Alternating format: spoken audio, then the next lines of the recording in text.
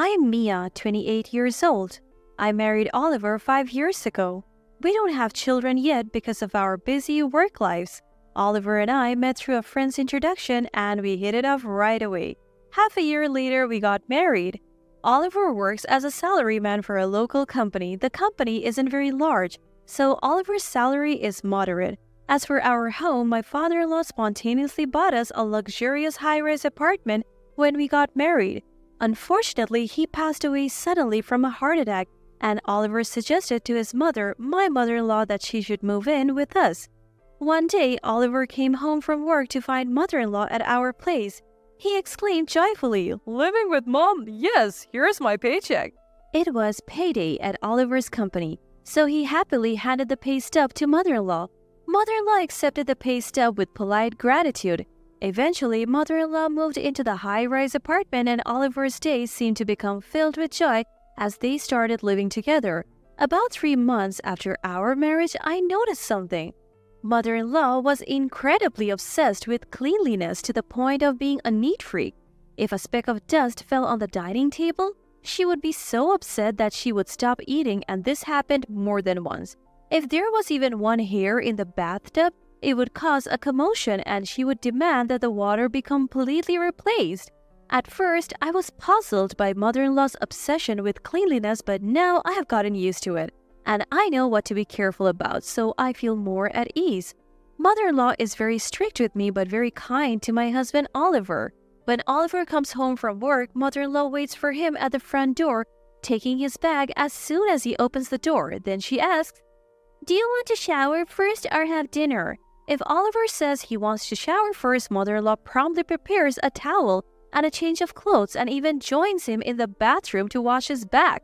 Then she dries him with a towel when he comes out of the bath.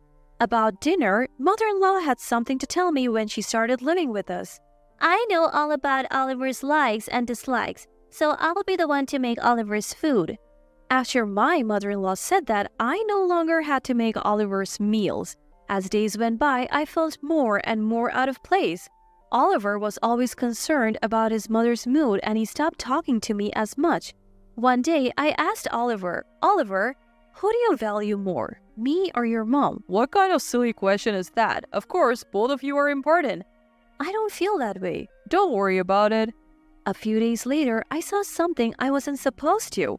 I was doing all the laundry, but mother-in-law was hand-washing her clothes again after I had washed them. She must think my washing doesn't get the dirt out. I was so shocked that I asked mother-in-law, "Mother-in-law, are you unhappy with my laundry?" "Oh, you saw me?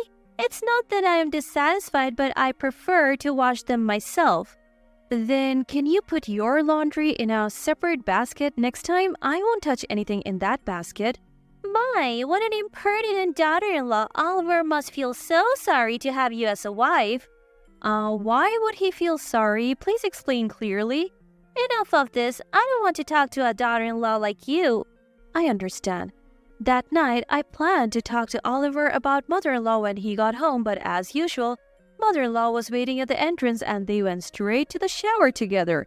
In the bathroom, I heard mother-in-law talking excitedly, probably bad-mouthing me. Oliver came out, glanced at me, but said nothing and had dinner with his mother.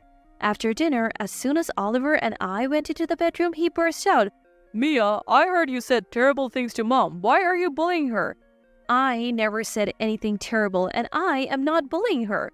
Mom was crying earlier. She said you were bullying her. Oliver, you only believe what mother-in-law says, not me. Hey, don't get cheeky. I believe Mom. If you don't want to live with her, you should leave. At that moment, I felt that our marriage was a failure, and I was thinking of getting divorced if something triggered it. No, I was waiting for something to trigger it. About a month later, I was cleaning the room one morning. As I was cleaning around the bed, I found a lot of trash. I was puzzled but removed it. That's when it happened. I felt someone's presence and looked towards the door to see mother-in-law standing there. She must have been watching how I cleaned. Sure enough, mother-in-law started, "Your cleaning just makes the room dirtier, and you seem to ignore what's under the bed." I hadn't really paid attention to what was under the bed, so when I looked, there was a mess of trash. The sort that we wouldn't normally use. I picked up one of the trash and showed it to mother-in-law, asking, "Mother-in-law, what is this trash? We don't have this kind of trash in our house." Mother-in-law responded with an angry face. "What's with that tone? It's like you're accusing me of bringing that trash in from outside and throwing it under the bed." I was, indeed, thinking that it was exactly like that, but without evidence, I couldn't say it out loud. "I'm not accusing you, I'm just saying that I found trash that I haven't seen before." "You are always so defiant. Can't you simply apologize for not cleaning properly?" "I don't think I need to apologize that much." "Oh, how dreadful. A daughter-in-law defying her mother-in-law. The world is coming to an end." "I'm not defying you. If I were Oliver, I would kick out a daughter-in-law like you. Poor Oliver." At that moment, I was so glad to hear those words which I had been waiting for. "Understood. I'll do as mother-in-law says. I'll leave now." Mother-in-law seemed a bit surprised by those words. I continued, "Since I'm a terrible wife for Oliver, I'll divorce him." Mother-in-law said with a pleased face, "Oh, really? That's too bad. Oliver will miss you." "I guess so, but I feel relieved." That's when I decided to divorce Oliver. That night, when Oliver came home from work, he and mother-in-law were whispering in the bathroom as usual. When Oliver came out, he said to me, I heard from Mom that you want to divorce me. I don't mind, but are you sure? "You don't love me. I can't live with you anymore." Alright, I understand. I'll take care of all the divorce procedures. For some reason, Oliver wanted to finish the process quickly. "You don't have to worry. I won't demand alimony." That's a given. That's my line. The next day, I packed my belongings and left the luxurious high-rise apartment. Thinking back, my mother-in-law and husband were conspiring to kick me out of the upscale apartment. They must both be satisfied. I visited a friend from college after being kicked out. Amy glanced at my luggage and said, "Mia, did you leave your house?" "You caught me." "I could tell right away by your luggage." My friend was still single, so I asked to stay for a while. Sorry, but can I stay here for a bit?" "Of course, you can stay as long as you want." "Thank you." I truly felt the importance of having a best friend. Since she helped me when I was in trouble, I made a mental promise to help Amy if she ever needed it. The following week, I had to go to the high-rise apartment. I got a call from mother-in-law saying that my signature was needed on the divorce papers. I didn't want to go, but since it was a signature for the divorce papers, I reluctantly left. When I arrived at the high-rise apartment, mother-in-law and Oliver seemed overly pleased about having driven me out. It felt like they were gloating. "Oh, Mia, it's been a while. You look well." Mother-in-law was speaking in a way that made my teeth grate.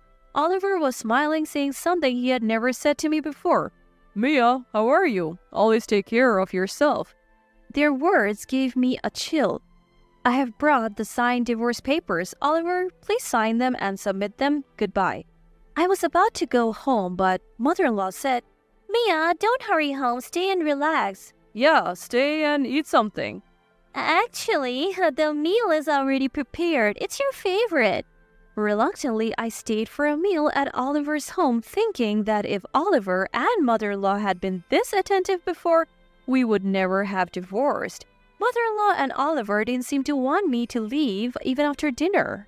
I had a bad feeling. I felt like there was some ulterior motive, and my suspicion was confirmed.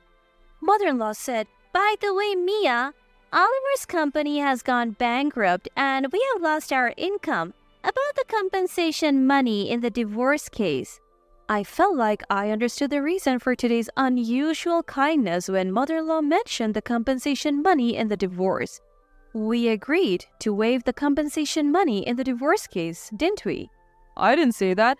I didn't hear that conversation either. No, you definitely said it when I said I wouldn't claim the compensation money in the divorce. Oliver said it was obvious, and that was his line. I don't know what you're talking about. Do you have evidence? I thought these two are no good. Now they want the compensation money from the divorce and are going back on their previous promise. Reluctantly, I took 2 documents from my bag. They were the pay stubs of Oliver and me just before we separated. I had taken them with me when I left the high-rise apartment just in case. Here are Oliver's and my pay stubs. Please take a close look. My salary written on those 2 pay stubs was more than twice Oliver's. The company I worked for was very strict, but the salary was very good, and my college friends were envious. So what? Do you want to brag about your salary by showing us this? You are such a rotten woman, Oliver. It's good that you divorced her. Say what you want, but as you can see from these pay stubs, almost all the living expenses were covered by my salary. What are you trying to say? Moreover, Oliver spent all his salary on himself. What's wrong with me spending my own money? Is what this woman saying true, Oliver? Oliver just makes a face as if he's bitten into something bitter and says nothing. What I want to say is that Oliver has never supported me financially as a husband. We were getting by on your salary, so what's wrong with that? No, it's not okay. Oliver, I asked you before to contribute some of your salary to our living expenses, didn't I? I don't know. That's right. Just like now, Oliver pretended not to know. Oliver, answer properly. If you respond like that, you will lose to this woman. And there's one more thing, probably something even mother-in-law doesn't know. What is it? Tell me. Oliver has a large debt from payday loans and the like, right? As I said this, Oliver clicked his tongue and looked away. Mother-in-law said, What about it, Oliver? Do you really have debt? Answer me. Oliver, still looking away, answered, Yeah, but I'll win it back with horse racing and pay it all off, so it's no problem. Oliver, how much debt do you have? Well, if I sell this high-rise apartment, it's enough to wipe out the debt. Oh, Oliver, how could you? Mother-in-law started crying at that. How about selling this high-rise apartment for your beloved Oliver, mother-in-law? Mother-in-law didn't answer and was only crouched down crying. I have no intention of paying compensation in a divorce trial to someone who hasn't cooperated with me in our married life. My debt and compensation in the divorce trial are different matters. No, they're not separate matters. If Oliver and mother-in-law are unhappy, please take it to court. I don't intend to lose. Then mother-in-law said to me, Mia, please help Oliver, I beg you. And mother-in-law deeply apologized to me. Mother-in-law, please lift your face. Don't do that in front of me. It's unseemly. You're really a cold woman. Do you enjoy bullying an old person? I am not bullying mother-in-law. I'm just telling the truth. Just leave. Don't ever come back here again. I said to Oliver with a faint smile, Even without being told, I have no intention of coming back here again. Besides, I might have to sell this high-rise apartment to pay off the debt. Shut up. Just leave. Oliver said excitedly, and I went home as if fleeing. After about 2 months had passed, Oliver's high-rise apartment was put up for sale as expected, and it seemed a buyer had been found. Mother-in-law and Oliver moved to an apartment near the high-rise building. Mother-in-law worked as a cleaner at a nearby hotel, and Oliver found a job at a nearby transport company working hard every day. I found out thanks to my friend who checked for me. Now, I'm working hard, of course, but I have found another passion. I met a wonderful man at a coffee shop after work. He is very kind and always listens to my opinions fully. But this time, I'm not planning to get married easily. Having failed in marriage with Oliver, I'm thinking about carefully assessing my partner before marrying again. That said, we have been seeing each other almost every day recently. Meeting with him daily feels like it's recharging my energy for work. Today, since both of us have a day off from work, we are planning to visit the model room of a high-rise apartment. I want to live in a high-rise apartment overlooking the sea with him, sipping coffee on the living room sofa while gazing at the ocean. He says he wants to see the sunrise every day, and someday, I think I would like to have a baby with him.